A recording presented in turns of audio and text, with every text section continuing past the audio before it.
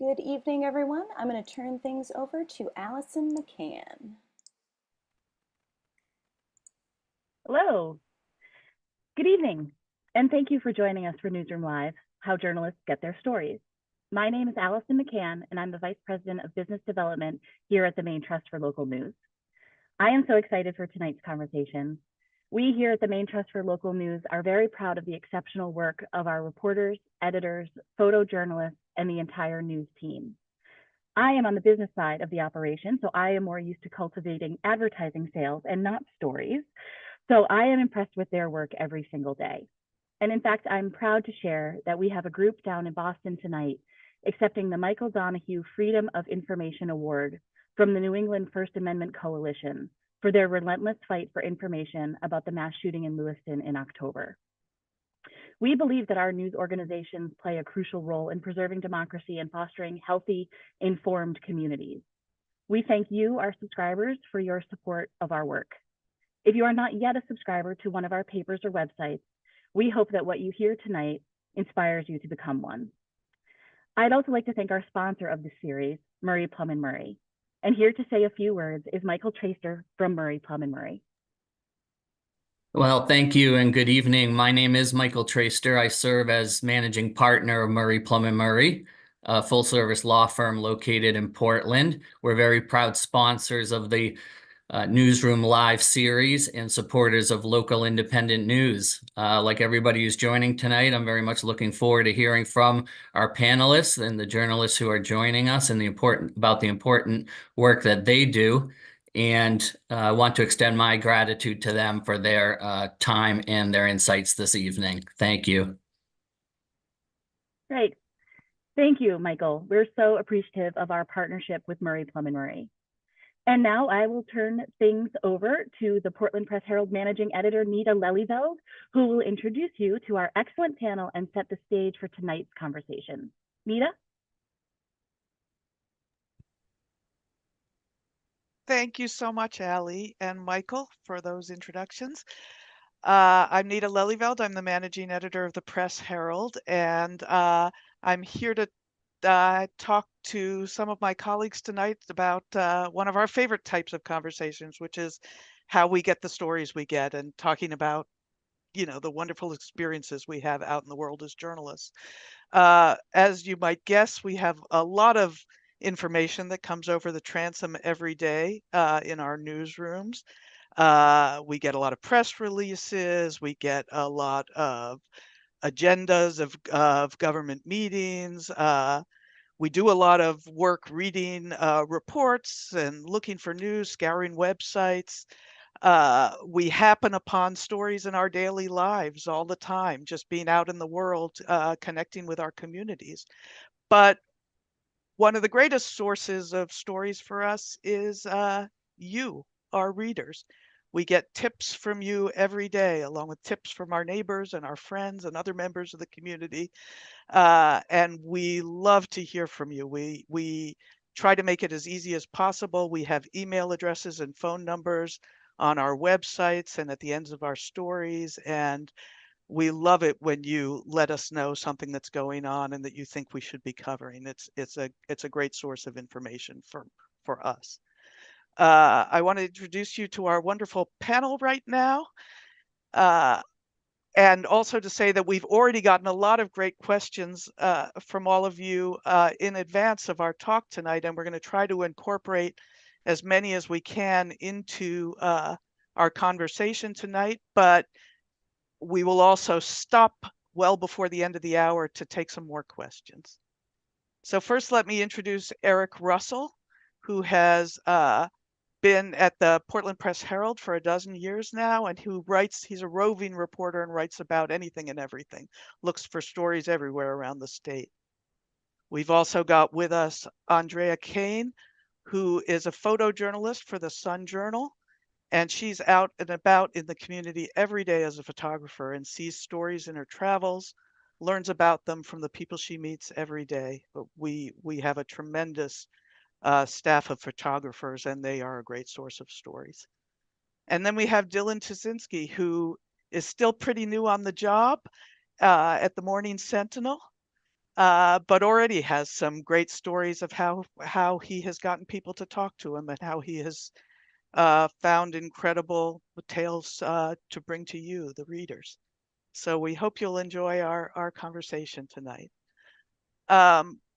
As I said, one of our greatest sources of stories is our readers, our subscribers who call in and write into us every day with suggestions, sometimes complaints about what we're not covering, often suggestions about what they think that we should cover, and sometimes tips, which we will take in any form you want to offer them.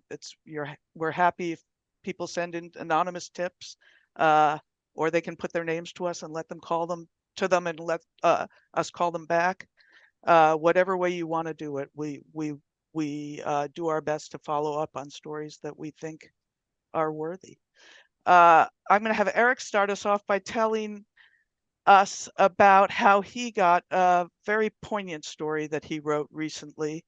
The beginning of the story is kind of funny how he got the story, but it's about a woman who was in hospice care and her husband who was trying desperately to keep the help that she was getting. But he found out about it in an interesting way. Eric? Yeah, well, thanks everybody for joining us tonight. You guys could all be doing many other things on a nice summer night, and you're here, and we really do appreciate it. I think my daughter might be out there too, so shout out to her.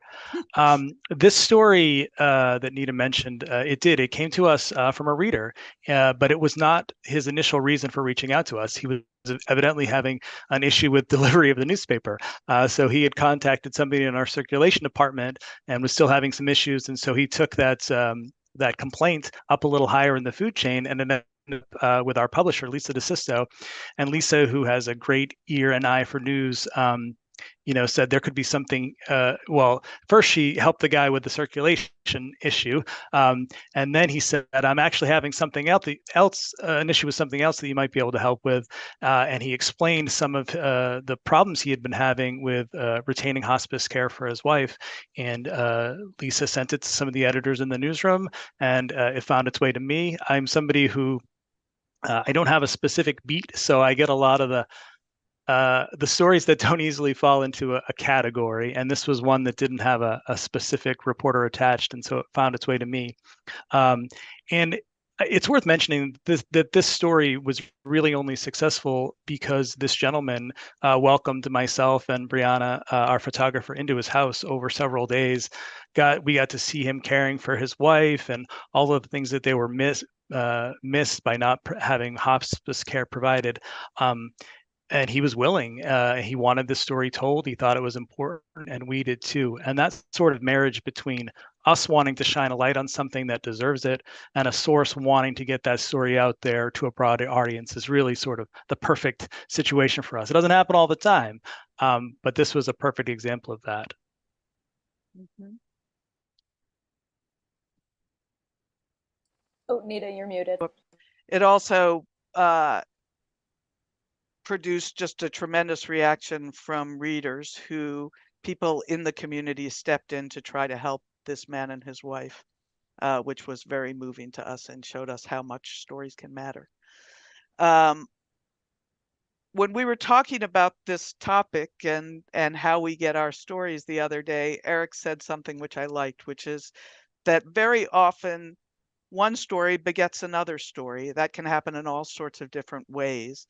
It could be that you meet somebody along the way in one story and he mentions another story, or sometimes you'll start working on one big story and one little part of it will interest you and become its own story down the road. So I want Eric to talk a little bit about how that sometimes happens off breaking news, how one big story makes us think about others that we might be able to go deeper on. Yeah, I mean, this happens a lot. I mean, there are things that are, as Nita said, breaking news that are things that we have to cover sort of immediately. They're tied to specific events, or they're crime, or there's some other type of breaking news that requires a speedy story. And that doesn't really provide much opportunity to provide as much broader context about event is happening. And that's one of the things we really like to do at newspapers, is really provide readers with context about why this thing matters in the greater landscape of their lives. A good example of that was a couple of weeks ago. There were a lot of votes on school budgets in the state, and we saw a handful of examples where communities decided that they couldn't support school budgets for various reasons. And it certainly looked to us after Election Day was settled that this was a bit of a trend. And so we had the idea to look at it from a much broader perspective. So we picked out a handful of communities where these votes, they rejected budgets in these towns. We picked a couple of other examples where the votes were really, really close.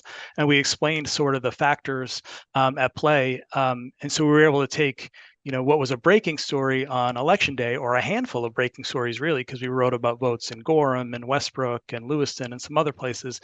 And we kind of put it all into one bigger story that we think, provided readers with a little bit more context, which is something we're always trying to do.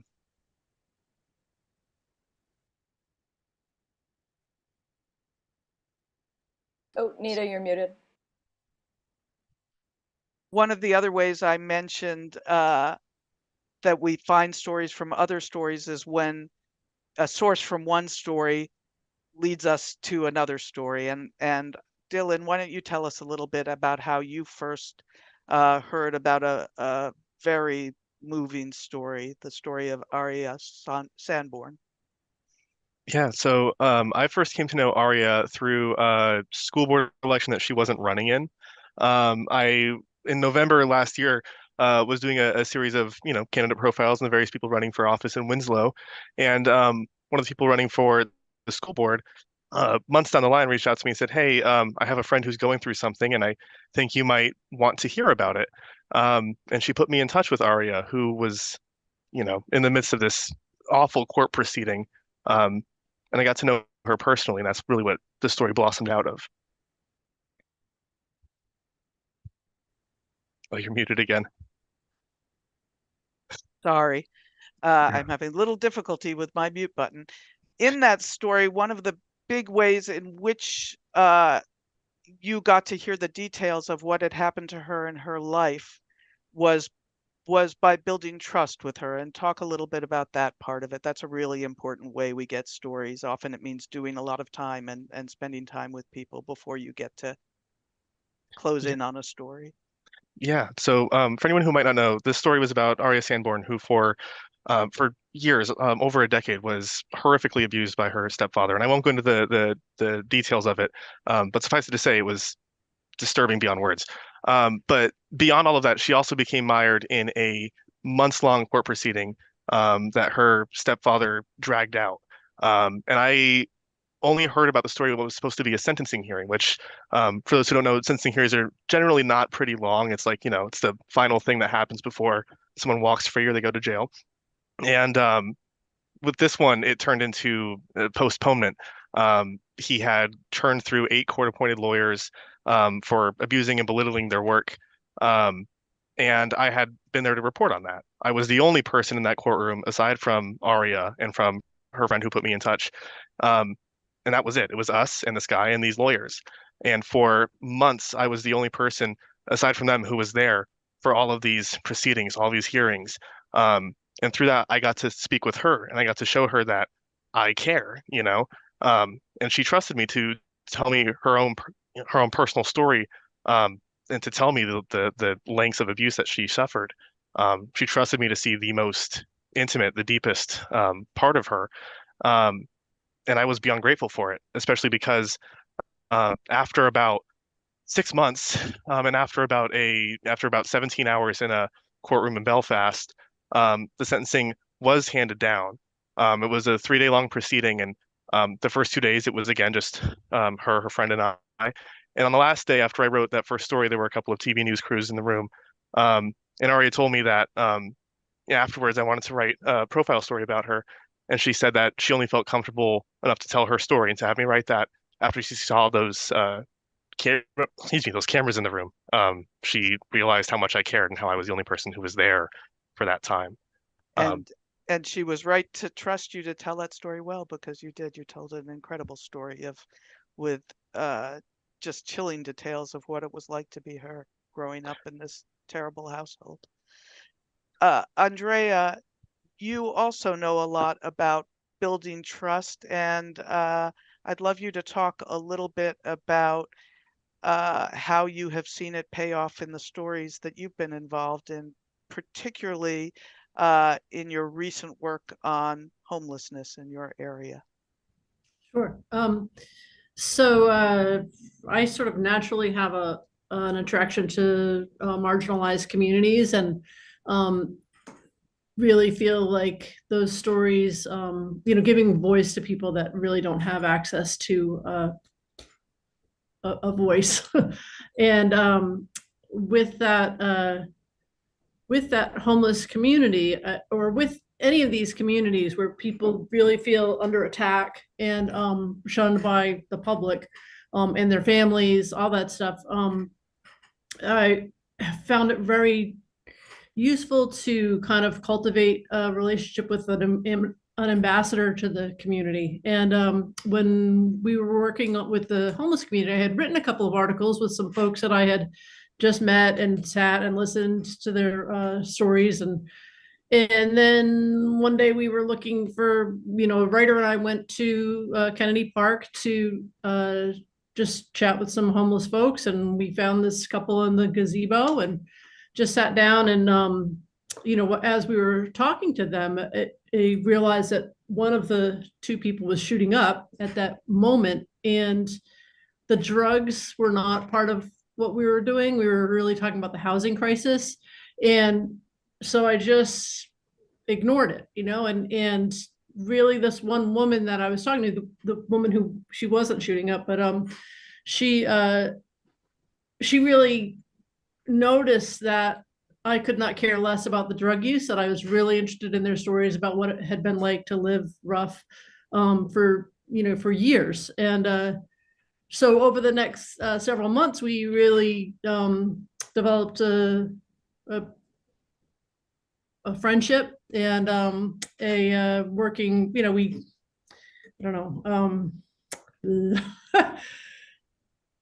trust, so like we began to trust each other, really. And she then was able to introduce me to other people, and I just, in another period of time, we were just walking around together. I mean, I just could not believe how much these people walked, and we were in this stairwell, and they all started smoking heroin, and I just, and they're all just such children, but again, that wasn't our story. And the rest of these homeless people were like, what are you doing? Why are we doing this in front of this journalist? And she was just like, she's cool, she's cool, she's cool. And so she really was able to make those connections for me with people in the community, and sort of vouch for me that I wasn't going to, get on the phone and call the cops and that sort of thing. And that helped yield some incredible stories about homelessness. Yeah, absolutely. Yeah, that they didn't feel like they were being judged by you. You were with them and spending time with them, and listening to them, and not treating them like they were criminals. Yeah. Interested in their whole lives. That can make a big difference.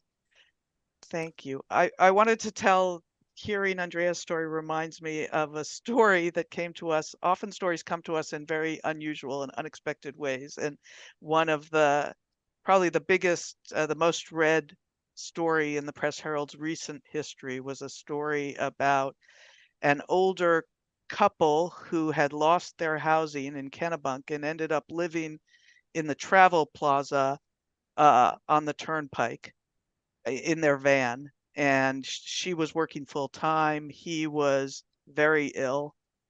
Many people were moved by that story. That story came about because I had hired a cat sitter, and I was just meeting her, and we were sitting together in my living room. And I said what I often say to people in my life everywhere I go, which is just that I'm always looking for stories. We're always at the paper looking for stories. If you have anything interesting you think might make a story, or if something you think we should be writing about, tell me about it. I love to hear. And maybe a week later, she called me and she said that she had found out that a woman working with her at her office was living in the same Turnpike Travel Plaza. That woman did not want to be the subject of a story, but she said that there was this older couple living in a van and maybe they would talk to us. And it ended up just being an incredible experience for our writer and our photographer who spent a lot of time with them. So we never know where stories are going to come from. And when I say to all of you who are here, our subscribers, and the people I hope will be our future subscribers, that we want to hear from you, we really, really do. We really are always looking for stories, and send them along, please. Eric, talk a little for us about the kind of tips that come into our email boxes all the time. And you know, sometimes they're light stuff. Sometimes we do get crazy things from people who think, you know, the president is communicating directly through their TV, that sort of thing.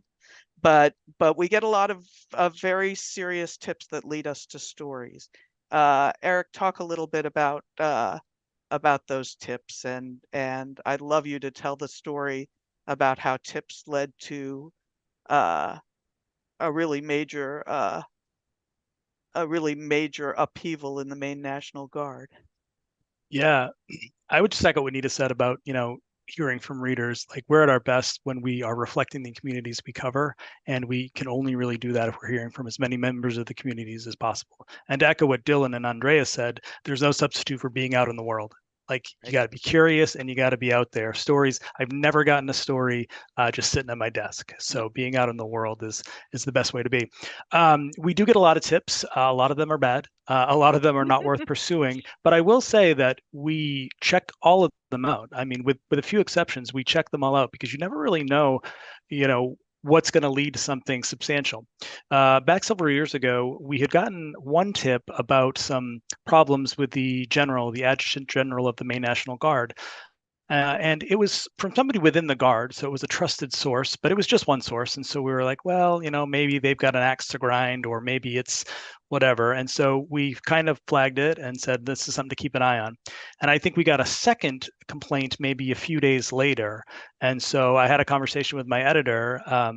We said, this is something we should pursue. And so I had reached out to each of the two people who sent those emails, and they were both current Guard members at the time. And they were happy to share information with me about what they saw and experienced, but they were not willing to share their name. This happens pretty regularly. And we can only take a story so far if we don't have people who are willing to put their name and weight behind it. It's a credibility issue. It's very hard for us to hang an entire story on an anonymous source. Although I should say that anonymous doesn't mean anonymous to us, only anonymous to the readers. We know who these people are. But what I told both of these individuals who had come to me with separate but similar complaints about their leader was that we'd love to do a story about this. We'd love to dig deeper and expose it, but I need more than just your word. And so they said, well, there are emails and memos and documents you can get. And I said, well, great. Those are subject to records requests. We do this all the time. But I didn't know what I was looking for, right? I needed them to tell me. And so one of the guys was really clued in and was able to say, if you request these records on these dates, it'll tell you everything you want to know.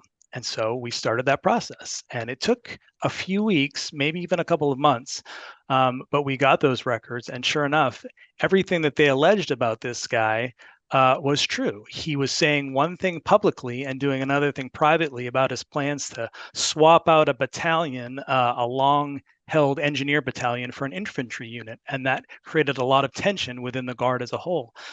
And so, long story short, because I don't want to go on and on, our reporting led to this guy being fired. And that's not something we did a victory lap about, but we brought attention to something that was happening that nobody knew about. And it started entirely with tips that were sent to us. Now, we had to go out and then report it and get more information to sort of solidify it and lend credibility to our reporting. But it all started with a tip. And that's how a lot of really good stories start. But that's a really important point to make. We don't just take something that's a tip in our mailbox and decide that it's fact. We do a lot of work to figure out if it is. I will say to anyone who, well, there are a couple things. If you decide to send in an anonymous tip to us, try to give us enough information so that we have something to go on and can take it further by ourselves if we can't then reach back to you to ask questions. But also, even if you don't want your name in the paper, you don't have to be anonymous when you reach out to us. We'll have a conversation about whether you want your name in the paper or not. Just because you called us doesn't mean your name's going to be in the paper. That's a conversation that we have along the way. But I think people often underappreciate how much work goes into finding stories. One of the things we do a lot in our newsrooms, as was mentioned by Ali at the beginning of this talk with the award we're winning tonight, is that we request public records from state agencies to try to answer questions that are not immediately apparent about how programs are working, for instance, or whether people on the turnpike are being stopped in an equitable way, or whether certain people are being pulled over more, those sorts of things. We request records all the time from the state. We attend many public meetings and hearings, and some of them you'll see big stories in the paper. Some of them are just we're there to bear witness and to look for stories. We read reports and court rulings, and we pull court records. There's a lot that goes into this. We also do what a lot of you probably do in your normal life. We look around the internet. We look at blogs all over the state. We read, just like everyone else, we read, Reddit and Nextdoor and see what's going on in communities. And we also read a lot of small papers around the states to see what's being talked about locally. Dylan, why don't you tell us a little bit about how you first heard about an allegation against a firefighter in your area in Central Maine, that he was embezzling money from his department, and what you then went on to do to get the story. Yeah, so they say don't believe everything you read on social media, and it's accurate, but in our profession we kind of have to take it with a grain of salt. And I saw a post on Reddit from some anonymous account created like a couple weeks before, who said like, why isn't anyone writing about this Winslow firefighter who was embezzling thousands of dollars from the department? And of course, all of these, there's dozens of incredulous comments like, what are you talking about? Like, what do you mean? More details. And this guy said absolutely nothing else afterwards. So I sent him a message and say, hey, I'm a reporter. Like, I don't need to have your name or anything. I just want to understand like how you learned this and if it's true. And Winslow is kind of their first responders are a very tight-knit community. So I have some sources in there, but none of them are really willing to say anything on the record other than something went down and this guy no longer really works with us. So long story short, after a couple of days of conversing with this guy over Reddit, trying to text all these people and call these people who I knew, eventually I file a records request with the county to try to understand like, what exactly happened here. A couple days later, I get a press release in my inbox from the sheriff's office, sent to not just me, but every single other media outlet in the state, confirming that this guy was arrested and that he embezzled, I think it was over $12,000. So the story went out there, and it was good, but yeah, I wasn't the only one who enjoyed my work. That happens a lot though. When we start poking around, it's kind of a way of saying thanks a lot for poking into this, to send the press release out to everyone when it was just one reporter asking the questions. That happens a lot. Eric, talk to us a little bit about how this is something you do a lot in your work, because you're looking all over the state for interesting stories. Sometimes you stumble upon stories that are being covered in a very hyper-local way, but you see something in them that just makes you think this might have really a much wider appeal. Oh, those are my favorite types of stories, actually. I feel like, I talk about journalism and news being almost like a food chain, and it starts at the very local level, as Nita mentioned, and it's often weekly newspapers. And we have a lot of weekly newspapers, both within our company and throughout the state that are part of our company, that I'm always paying attention to, because they're the closest ones to the ground. Like, they know their community better than any of us. I mean, the Portland Press Herald and the Sun Journal and the Sentinel, we cover big swaths of the state.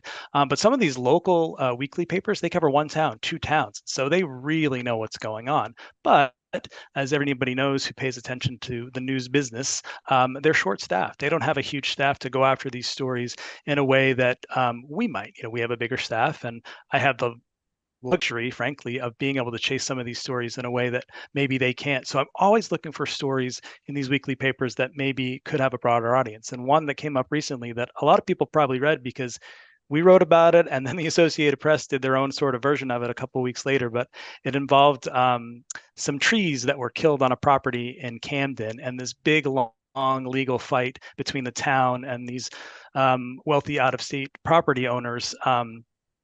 And I could tell from the minute I started reading these stories that it had all of the elements of a fascinating story. It was wealthy out-of-staters. It was environmental, degradation. It was the other property owner who was in state was the widow of the LL Bean former chairman. Like, it had everything you could want in a main story. And as it turns out, a lot of people read it, and we're still reading it. I think I got a comment about it or an email about it like yesterday or 2 days ago, saying, "Are you going to do more on that?" And so that happens a lot, where we took something that clearly like is important on a local level, the town of Camden. This is a big issue for them there for a while, but we recognized immediately as something that could have a much broader appeal to our readers. And that happens the other way around too. There are many national stories that we would see, Wall Street Journal or the New York Times or the Washington Post, where we might say, this is happening on a national level. What's the impact here in Maine? And those stories happen pretty frequently as well. Sometimes that happens more and more as Portland becomes more diverse. Greater Portland, we'll see something, an international story, where we know we have a big community here that might be very directly affected by something that is happening thousands of miles away. Sometimes also, and I want Eric to tell this story very briefly, but sometimes also we find stories in our own paper, as you did with an obituary that you read one day about a young woman who had died of an overdose. Yeah, this was really early on in the opioid crisis, when there really wasn't a lot of coverage, but we were starting to see, signs of it growing. And we had noticed, anytime you see an obituary for somebody in the paper of a young person, you immediately think, oh, well, they probably didn't die of natural causes. What was it? But for the longest time, you wouldn't get a ton of information. It would always be, so and so died unexpectedly, or they didn't reveal the cause of death.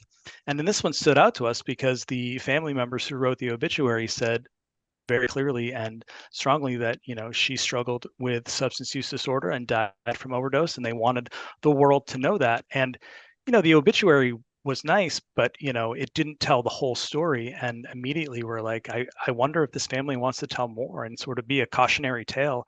And as it turns out, they did. And you would think sometimes that when people go through something that's really horrific and tragic, that they don't want to talk about it. But my experience in doing this of 20 years, they often do. It's often extraordinarily cathartic for them. They find real value in being sort of like, as I said, a cautionary tale to others, or just unburdening it from themselves. And this family, like so many others that we've all interviewed, it only works if they let you in and share parts of themselves, and they did. And sometimes they also they want you to know more about the person than they love, than just the tragic moment of their death. They want you to know who they were before all the problems started. They want you to know about a real person, and we give them that opportunity. On the same sort of sad subject, Dylan, why don't you tell us quickly about the story about Brock Peters, how you wrote about him and how his name came up again for you. Yeah, so I was working on a story about a new program that was underway at the Somerset County Jail. It was a kind of groundbreaking addiction treatment, essentially. I won't go into the details here, but effectively, the way that addiction is treated now in jails is like a daily process. They have to administer medication. This was like a once a week, much more expensive medication. But the county jail was the first like major metropolitan jail to be doing this because it is such an expensive drug. But it was working. And I was speaking with administrators at the jail and some members of the sheriff's office and about this program. And I said, is there anyone I can get in touch with who is like, graduated from the program, so to speak? And they put me in touch with a gentleman named Brock Peters, who is one of the most inspiring people I've ever met. He told me very candidly, we met at a addiction recovery house up in Hinckley, I do believe. And he spoke so candidly about his own opioid addiction, about how he got into it at a very early age and how he was arrested multiple times. And he told me that his second arrest was the most, it saved his life, essentially is what he told me, because of this program. He told me that he wanted me to tell his story too, because, he didn't want, when people Googled his name, they didn't want his arrest to be the first thing that came up because, we did write a story about that one too. So I got to write a fantastic story about this fantastic person, about his growth and about what he had been through, which is why it hurt some time later when I got a press release, which is pretty standard whenever, someone dies in a motorcycle accident or a car accident or anything. Generally, the authorities will send out a release about it. We got a release about a motorcycle accident up in Somerset County, and the name of the person who passed away was Brock Peters. And yeah, that was one of the most tough one. It was one of the most difficult stories I've had to report on, especially just because every person I talked to for it just had nothing but, to say they had nothing but kind words would be an understatement. Yeah. But going through that was also, and telling that story of what happened to him is also something that so many people can relate to, who have people in their families who have struggled and then found a foothold and then struggled again. It's a very common story. Thank you for telling that. Andrea, I'd love you to talk. We're almost at the point where we're going to hand this over to our viewers' questions. And I want to point out, by the way, that all the stories that we're talking about, we're going to send you an email later, everyone who signed up for this, to give you the links to those stories, so you can read about Brock Peters and you can read about the Maine National Guard. All those stories will be there about the herbicide in Camden. But Andrea, you really work hard to become a part of the community and to share your name with people out in the community and make connections with them. I love the story you told me about how you forge connections through your local Buy Nothing Club. Tell us a little bit about that. Sure. So yeah, it is really important for me to be known in the community, and my name is out there, my cell phone number is out there.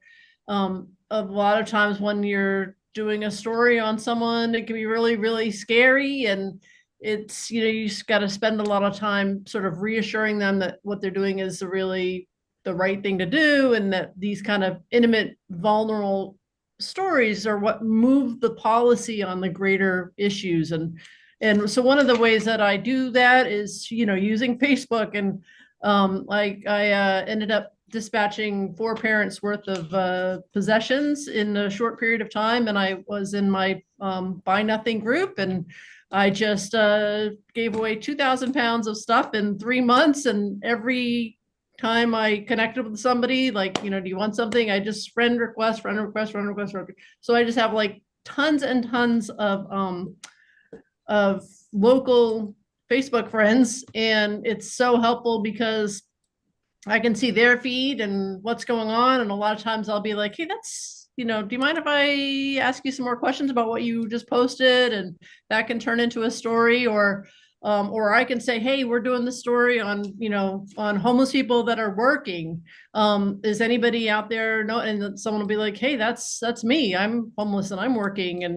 And it's been really good. And people really will just message me out of the blue and say, hey, I have this story of someone I know, this friend, and it's super. And one of the kind of funny things is that it's very rare for me to find somebody that comes up in our, a court case or something like that, where I don't have at least a couple mutual friends with them. Like I just have mutual friends Yeah. with so many people in Lewiston, Auburn, and it's a great tool.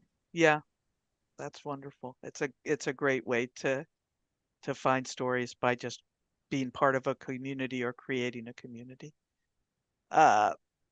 It's about time to turn this over to questions other than mine. I just want to say one thing, though, about our photojournalists. We have incredible photographers at our paper. I'm so proud of the work they do every day. It's extraordinary. And we also have a newsletter that I hope some of you will sign up for, which is kind of their version of this conversation. It's called Main Lens, and it is a display of some of the most interesting recent photos, often centered around a theme. And in the newsletter, you get to hear from the photographers about how they found a story, or how they found a photo, or how they framed the photo in a particularly interesting way. So it's great, especially for those of you who are photo enthusiasts, but it's also great. It's a great way to look at Maine.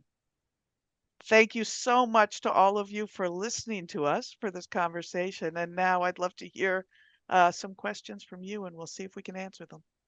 Sure. So we've got one. What is the process of editing a story, and who writes the headline? Editing a story, it's a layered process. So, ideally what actually happens in our newsroom is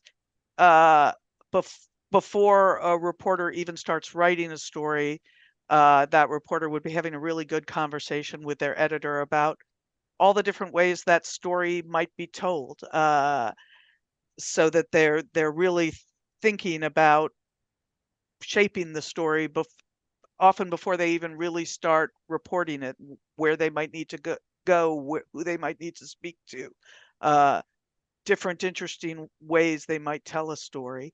And then often their direct editor will be editing along the way as they're telling the story. They'll put in a draft or the beginning of a draft, and their editor will look at it and make suggestions.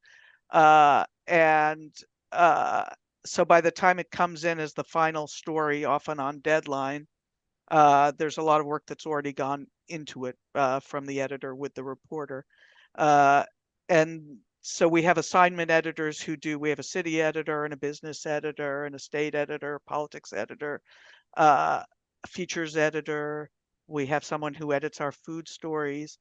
And then I also will step in as the managing editor, and my boss, Steve Greenlee, the executive editor, will also be reading those stories and making suggestions. So a lot goes into a story before it makes it online, although sometimes I will say we try really hard to get the news to you quickly. So sometimes the first versions of stories that you read might not be as polished as final versions later in the day, but we keep working on them.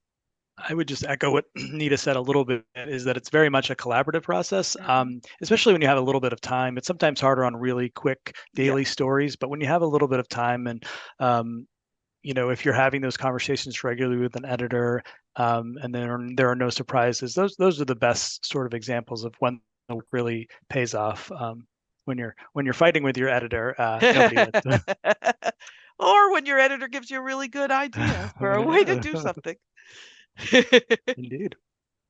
All right, up next, thanks so much for doing this tonight. Can you talk about the steps you take when you realize you've made a mistake in your reporting? This is such an important part of demonstrating how your reporting can be trusted and relied upon. What's the best way for readers and sources to let you know you've gotten something wrong? Happy to get those emails every day. I'm not happy that we made mistakes, but we immediately correct them when we hear about them, and we try to be as specific as possible about what happened. If you read our corrections, you'll see we'll correct them immediately online, and there'll be a note, and then we'll correct them in print as soon as we can. And you'll see in the descriptions of what happened that we'll say, who made the error because of an editing error, because of a reporting error, because of incorrect information given to a reporter. We try to let you know as clearly and transparently as possible what happened. And I don't think it's a weakness for us to say we make mistakes. I mean, this idea that we're infallible, we make mistakes. It happens. We're all humans. Happens. Yeah, absolutely. We just what matters to us the most is that we address them and never try to hide them. And to answer the question too at the end about what's the best way for readers and sources to let us know we've got something wrong. In my experience, like we've noted, most reporters leave their phone numbers at the end of the articles, their emails, and most of our pretty much all of our editors' contact information is available online too. So just reaching out and letting us know, hey, you got this wrong, we'll fix it. And you'll see all of our email addresses in the email we send out to you. You'll know how to reach us directly. And reporters and editors and photographers, anybody who works here wants to know if they got something wrong. Like, don't think, oh, I'm insulting you in some way. We want to know, we want to fix it and acknowledge it as soon as possible. That's a tremendous piece of our credibility long term. And you'll see in our corrections, we don't repeat the mistake. We don't want to say it twice unless we absolutely have to, but we'll always tell you what the right thing was, what we should have said. Great. Next question. Can Andrea speak about being a photojournalist during the mass shooting last year? Sure. Yeah, that was intense. And, I covered a lot of vigils and bounced around all over the place. The gun sales were suddenly booming. So we went into the gun shop and hung around with people there. Many of the families asked us not to go to the funerals, and we completely respected that. A lot of the other photojournalists around the world did not. And it really, I felt, made a difference in our credibility that we were just taking a step back. All right, we're not going to go to those things. And then one family did invite us to come to the funeral. They, he's a city councilor, and he really, had been a subscriber for many years. And so, I did go to that, and it was really tough because, people were crying, and it was a major thing. But, I believe that photography in particular really, changes people's opinion on what things are like, so you see that absolute pain of, the father basically, crawling into the casket with his son and just torn up. And a lot of the community on, Facebook, really, the local community, they didn't understand that we had been invited, and people really reacted and said some pretty horrible things about the Sun Journal and my role in that in particular. And then people did say, no, we are at this particular funeral because we were invited by the family to be there. They felt it was really important to have that coverage. And it was really nice to see the community sort of making those corrections, and people saying, no, that's the Sun Journal is. And we heard a lot about that with, the writers are at a lot of these events, but they're not carrying these big cameras, so they really can kind of look like members of the public. And when you've got 2 or 3 cameras hanging off of you, you're really identified visually as someone from the press. And we got a lot of feedback from the community, like, you guys really were good at these things. You weren't treating us like we were just these bugs in a whatever bug holder. But again, we in the same way as with corrections, when people came at you for that, we try to respond. And sometimes you'll look at comments under a story where people have completely misinterpreted what the paper did, and I often like to go in and just say, no, actually, this is what happened. Yeah. Up next, is there a general rule for the number of sources you need to run a news story? Do you try to avoid running stories with only anonymous sources? We do certainly try to avoid running stories with only anonymous sources. And anytime we don't use a full name, I think you'll notice I work really hard to make this be the case, but we try to be as specific as possible about why not. So if you look closely, if we'll say Lisa, who asked not to be identified by her last name because she was frightened, uh, that she might be found by her stepfather or something. We'll say as specifically as we can why we're agreeing to this. And we also will not do a story only with anonymous sources that disparages someone. We need more than that. Yeah, a good example of that. I wrote a story maybe 5 or 6 years ago about some challenges with Maine's Child Protective Services Division, and we kept hearing from a lot of child caseworkers in that program, and they all wanted to talk about how bad things were, but they didn't want to be identified because they still had their jobs. And so we, in a conversation with my editor, we said, how many people do we need reaching out to us individually before we feel comfortable, giving them anonymity, but they have some volume. So I think we talked to maybe 7 or 8 of that, or whatever the number, I think it was 8. And we said, according to conversations with 8 different caseworkers, and then in addition to all of those people that we allowed to remain anonymous in the story, they were able to provide internal documents about all of the things that were going wrong. So there's no perfect number of sources. Obviously, a one source story is not as good as a 2 or 3 or 4 or 5 source story. I think, as we've talked about before in some of these things, our credibility is improved when we can show our work and explain to our readers the different ways in which we're providing this information and how we got this information. And so, although there's no perfect number, I think, the more sourcing you can provide, the better. Yeah, we often will hold a story to get more sourcing, and you're right, documents can really help. There are other things that can help verify a story, or if you talk to, say, 10 people who don't want to give their names and they all tell the same stories and you know that they're not sitting next to each other telling the story, that gives you a certain amount of confidence sometimes. But we really try to be careful about it. It's something we take very seriously. Apart from the wonderful work you do to build these relationships with people whose stories you write, do the Portland Press Herald, and probably our other newspapers here too, and its work have anything to do with these people's trust? For example, they know that the press really cares about their stories and what they're going to say and is subsequently published is actually going to make a difference. That's a big part of why people talk to us, I think, right, Eric? Oh, 100%.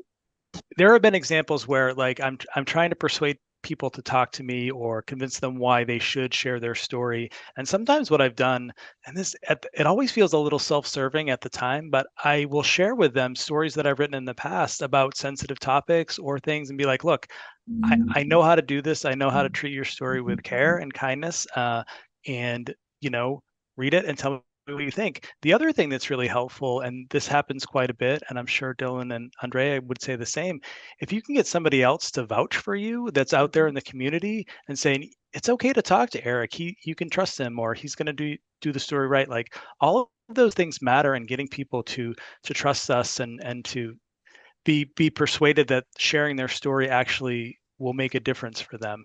Now, we can't we can't we don't have any say over what happens when the story goes out, right? We're not writing stories for any specific type of reaction or impact. We're doing the stories because we are judging them on their news merit and value. But when they do have an impact, that's cool too.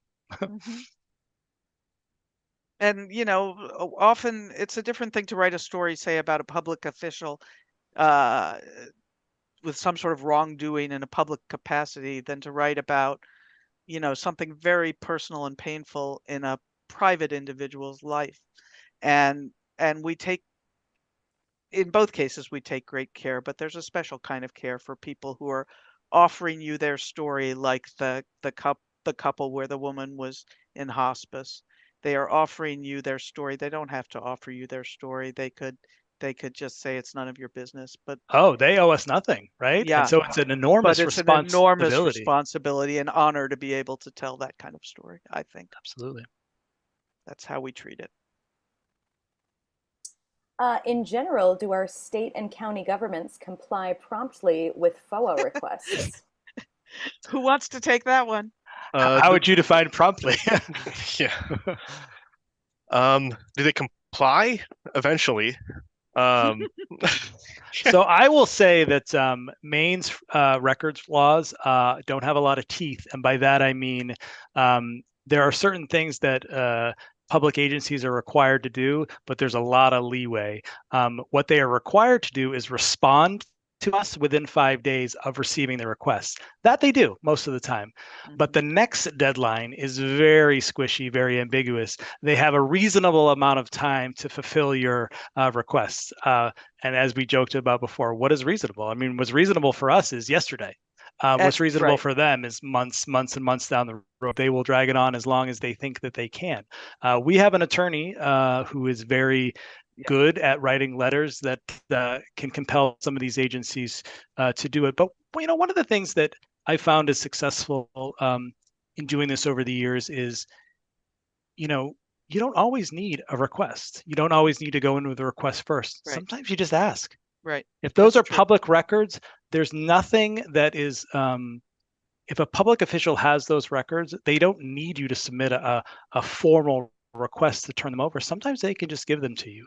And so sometimes if you're nice and you explain why it's important, you can skip that whole process. And that's nice when that happens. But as Eric said, we have lawyers on retainer, and sometimes we get excuses that are being presented as legal reasons why these documents should be exempt from our viewing, and we don't stand for that. And we take it further if we don't believe that the law is being observed. We feel very strongly that the public has a right to know.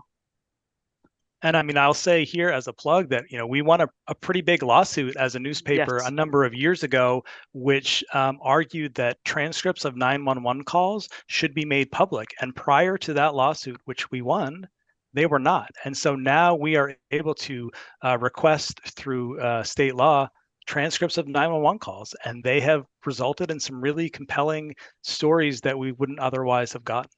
That's true, but even today, often when we ask, we're denied, and then we have to remind them of said lawsuit and push harder. We Right. do that sort of thing all the time.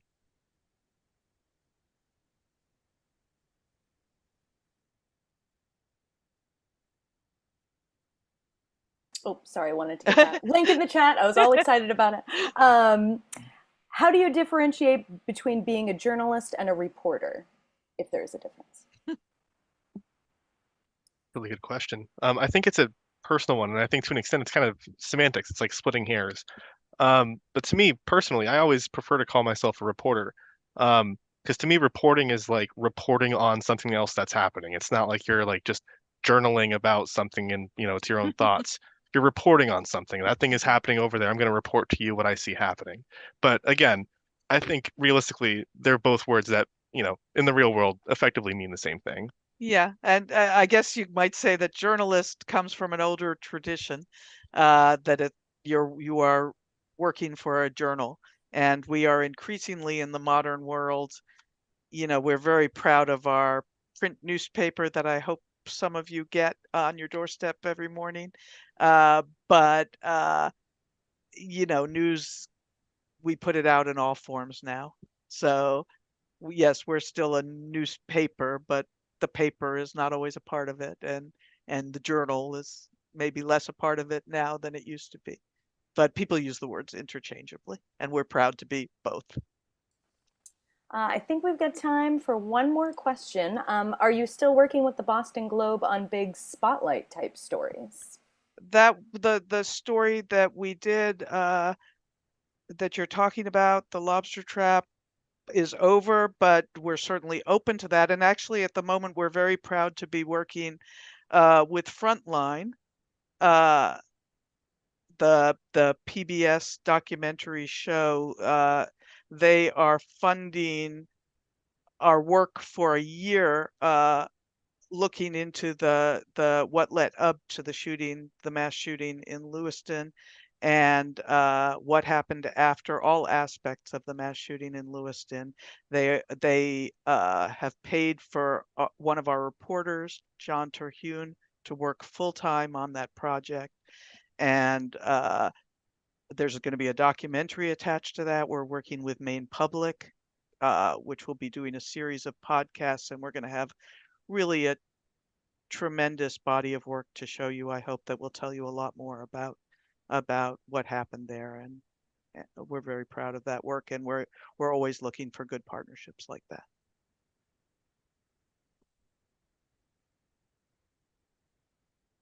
I think that brings us right to 8 o'clock if we want to wrap right up. Thank you so much for joining us. We really appreciate the choice you made in tuning in to watch us on this beautiful summer evening when you could be out walking on the beach or doing something else. And we hope we told you a little bit more about what we do, that it makes sense to you. And we hope that our subscribers keep subscribing to us, and that those of you who don't subscribe might consider helping to support our work. We really do And need tell your friends your and family support. too. Tell your friends and family.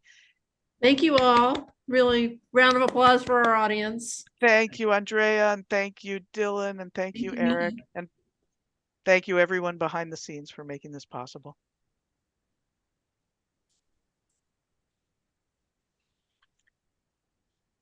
And there you see our emails. Write to us Yes. anytime. Don't hesitate to reach out. Like we've been saying, we can't write the news without you. We need things to report on. So Absolutely. Well said.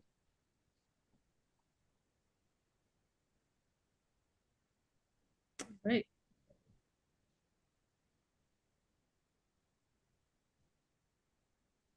Now I want to read all the notes in the chat. 56 notes in the chat.